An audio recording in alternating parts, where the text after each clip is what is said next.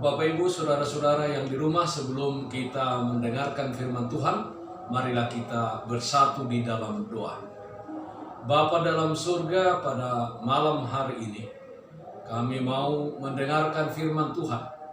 Berfirmanlah ya Tuhan di tengah-tengah kami. Damai sejahtera yang melampaui segala akal, kiranya memelihara hati dan pikiranmu di dalam Kristus Yesus Tuhan kita. Amin. Shalom, salam sejahtera bagi kita semua. Firman Tuhan untuk kita pada ibadah malam hari ini tertulis dalam kitab Keluaran pasal 18 ayat 17 sampai ayat 23. Demikian bunyinya, saya akan bacakan untuk kita semua. Tetapi mertua Musa menjawabnya, "Tidak baik seperti yang kau lakukan itu. Engkau akan menjadi sangat lelah, baik engkau, baik bangsa yang beserta engkau ini. Sebab pekerjaan ini terlalu berat bagimu, takkan sanggup engkau melakukannya seorang diri saja. Jadi sekarang dengarkanlah perkataanku, aku akan memberi nasihat kepadamu dan Allah akan menyertai engkau. Adapun engkau, wakililah bangsa itu di hadapan Allah, dan kau hadapkanlah perkara-perkara mereka kepada Allah. Kemudian haruslah engkau mengajarkan kepada mereka ketetapan-ketetapan dan keputusan-keputusan, dan memberitahukan kepada mereka jalan yang harus dijalani dan pekerjaan yang harus dilakukan. Di samping itu, kau carilah dari seluruh bangsa itu orang-orang yang cakap dan takut akan Allah, orang-orang yang dapat dipercaya dan yang benci kepada pengejaran suap. Tempatkanlah mereka di antara bangsa itu menjadi pemimpin 1.000 orang, pemimpin 100 orang, pemimpin 50 orang, dan pemimpin 10 orang. Dan sewaktu-waktu mereka harus mengadili di antara bangsa, maka segala perkara yang besar haruslah dihadapkan mereka kepadamu, tetapi segala perkara yang kecil diadili mereka sendiri. Dengan demikian, mereka meringankan pekerjaanmu, dan mereka bersama-sama dengan engkau turut menanggungnya. Jika engkau berbuat demikian dan Allah memerintahkan hal itu kepadamu, maka engkau akan sanggup menahannya, dan seluruh bangsa ini akan pulang dengan puas, senang ke tempatnya." Hingga sedemikian pembacaan firman Tuhan. Saudara-saudara, Musa adalah seorang pemimpin besar bangsa Israel yang dipilih oleh Tuhan sendiri dan mempunyai tugas untuk mengadili bangsa itu jika di antara mereka mempunyai permasalahan. Hal tersebut dilakukan oleh Musa dari mulai pagi sampai dengan petang. Suatu tugas yang menguras tenaga tentunya, menguras pikiran, dan yang sangat melelahkan. Musa sibuk sekali melakukan tugas pelayanannya di tengah-tengah bangsa Israel. Kejadian tersebutlah yang diceritakan oleh Musa kepada mertuanya Jitro yang datang mengunjunginya di Masa dan di Meribah. Jitro, mertua Musa, mengatakan menanggapi laporan dari Musa tersebut adalah tidak baik seperti yang dilakukan oleh Musa. Dia mengatakan kepada mantunya Musa bahwa hal tersebut tidaklah baik. Dan Jitro melanjutkan, Bapak Ibu saudara-saudara, bahwa dengan mengadili bangsa itu dari pagi sampai dengan petang, Musa akan menjadi sangat lelah. Dan tidak hanya Musa saja yang menjadi lelah, tetapi juga bangsa yang diadilinya. yang diadili perkara-perkara mereka, karena antriannya sangat-sangatlah panjang tentunya. Dan yang kedua, Jitro berkata bahwa pekerjaan dan melayani yang seperti itu sangatlah berat jika ditanggung oleh seorang diri Musa saja.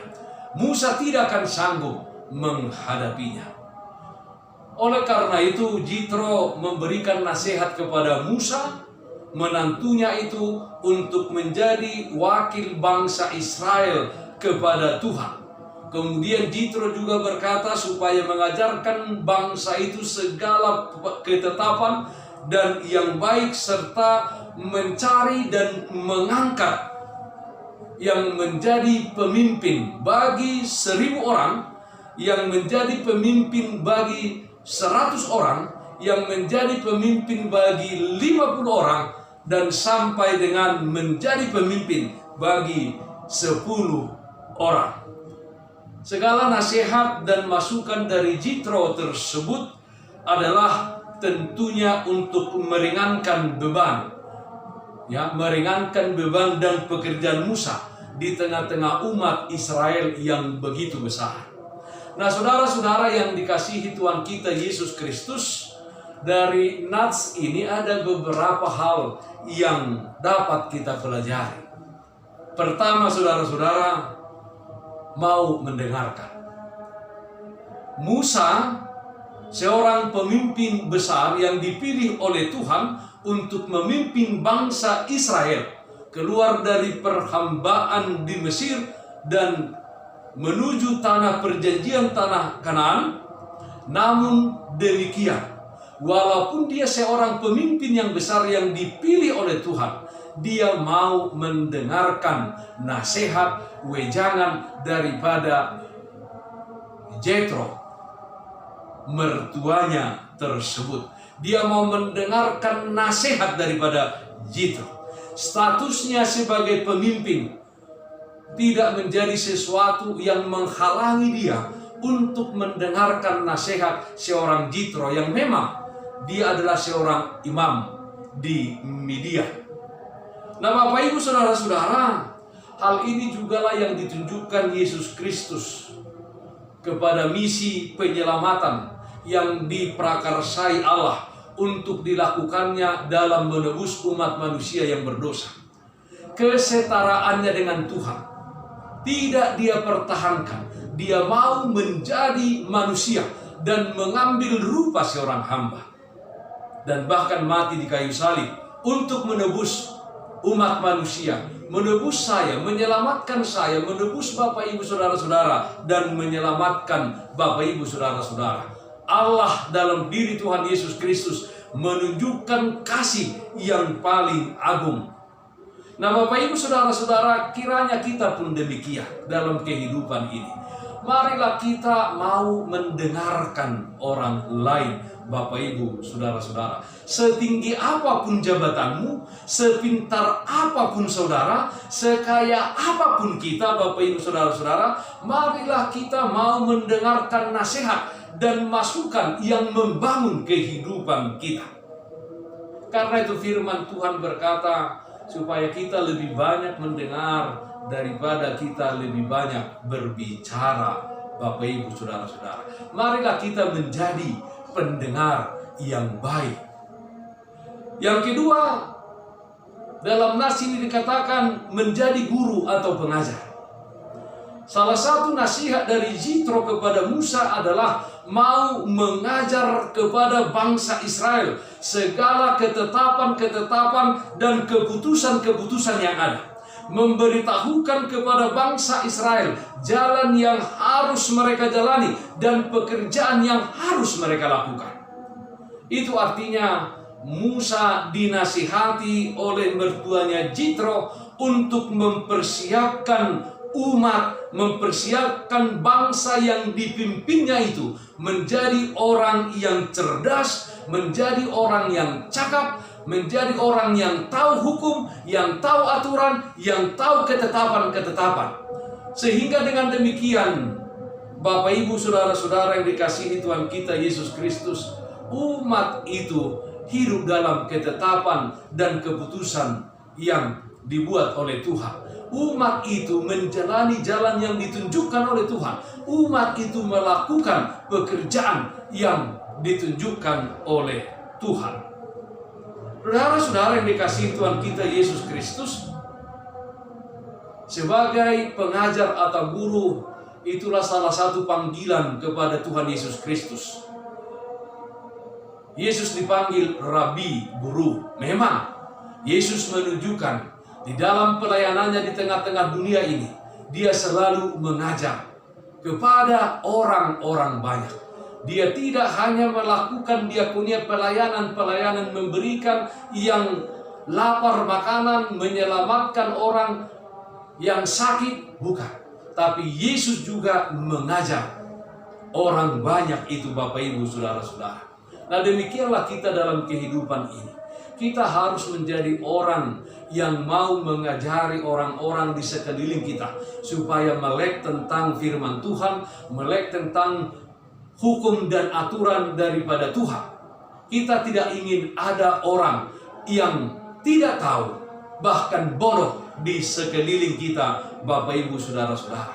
Bukan mengajari, ya, bukan sok-sokan, tetapi Bapak Ibu, saudara-saudara, kita mendedikasikan diri kita menjadi terang bagi orang-orang lain, yang mengangkat kehidupan mereka dari keterbelakangan menjadi orang-orang yang mengenal terang, yang bisa melakukan yang baik, yang bisa melakukan yang sesuai dengan kehendak Tuhan, yang sesuai dengan ketetapan Tuhan.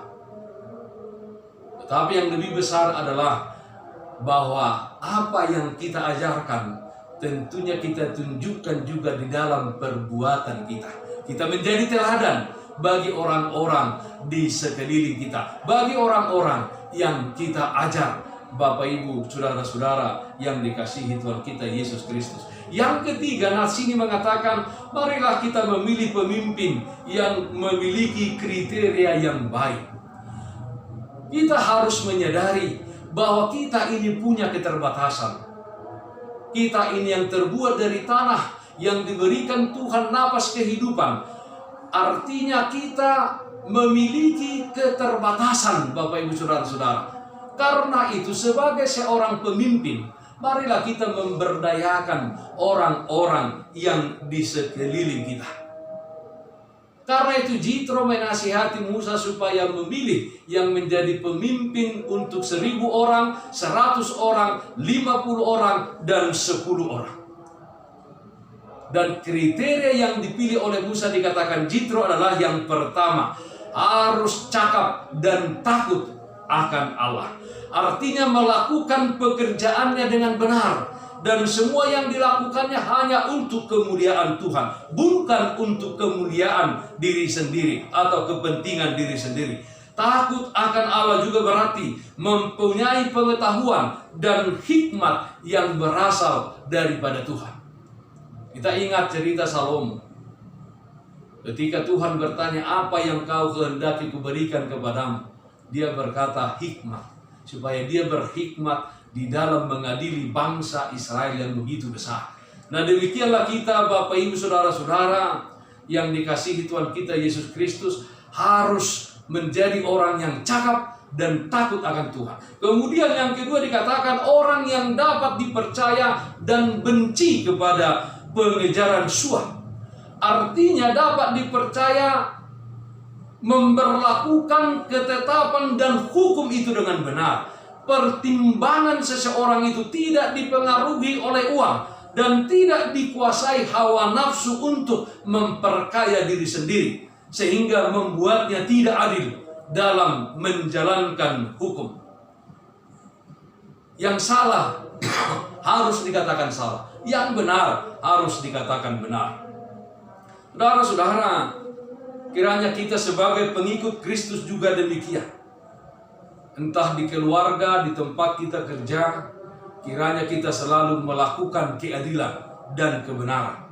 Hindari diri kita dari pengejaran uang suap. Bapak Ibu, saudara-saudara, pertimbangan kita harus berdasarkan hukum, dan ketetapan yang benar, hukum dan ketetapan Tuhan Bapak Ibu Saudara-saudara, bukan berdasarkan uang dan tentunya tebalnya amplop yang dapat kita terima dari pekerjaan kita. Saudara-saudaraku yang dikasihi Tuhan kita Yesus Kristus, dengan melakukan ketiga hal di atas, maka Musa akan diringankan bebannya dalam mengadili kasus bangsa Israel. Musa akan mengadili perkara-perkara yang besar, dan perkara-perkara yang kecil dikatakan menjadi tanggung jawab daripada pemimpin-pemimpin yang telah dipilihnya sendiri. Dalam ayat 23 Jitro berkata, "Jika engkau berbuat demikian dan Allah memerintahkan hal itu kepadamu, maka engkau akan sanggup menahannya. Dan seluruh bangsa ini akan pulang dengan puas, senang ke tempatnya." Jadi Bapak Ibu, Saudara-saudara, sharing tanggung jawab pekerjaan adalah sangat baik, sehingga beban itu ringan, ya, tidak tertumpu kepada seseorang, tetapi semua orang berbagi, terlebih di dalam pelayanan di tengah-tengah gereja. Harus diberdayakan semua orang supaya nama Tuhan dipermuliakan melalui pekerjaan, dan tidak ada satu orang pun yang merasa terbeban, ya, yang merasa apa yang dia pikul terlalu berat, karena dia sudah berbagi pelayanan di tengah-tengah gereja. Jadi kiranya kita semuanya mau melakukan apa yang telah dinasihati Jitro kepada Musa dan kepada kita saat ini, sehingga kita dalam kehidupan ini bisa bertahan. Jangan saudara-saudara menganggap segala sesuatunya dapat kita lakukan. Kita seperti Superman, kita memiliki keterbatasan, Bapak Ibu Saudara-saudara. Marilah kita semuanya bersama-sama sebagai tubuh Kristus yang ada mata, ya, sebagai tubuh Kristus seperti tubuh kita ini, ada tangan, ada mata, ada mulut, ada kaki, tapi semuanya untuk pertumbuhan tubuh. Demikianlah semuanya Bapak Ibu Saudara-saudara, dari kecil hingga tua, dari semua elemen-elemen di tengah-tengah gereja, semuanya bekerja untuk pertumbuhan gereja itu sendiri sebagai tubuh Kristus. Tuhan Yesus memberkati kita semuanya. Amin. Kita berdoa. Terima kasih Bapa dalam surga, meteraikan firman-Mu di dalam hati kami.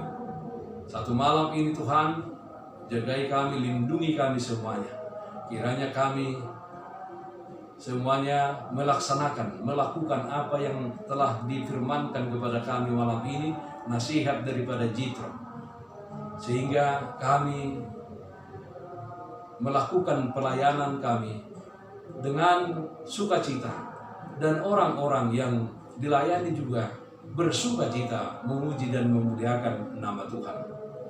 Terima kasih Bapa dalam surga, sertai kami Tuhan, lindungi kami, jauhkan dari kami segala sakit penyakit bangsa dan negara kami ini Tuhan. Kiranya Tuhan memberikan hikmat kepada pemimpin bangsa kami, supaya membawa rakyat Indonesia ini ke arah kesejahteraan. Jauhkan dari kami Tuhan penularan pandemi COVID-19 ini. Hanya kepadamu kami berserah. Dalam nama anak-Mu Tuhan Yesus Kristus kami berdoa. Amin.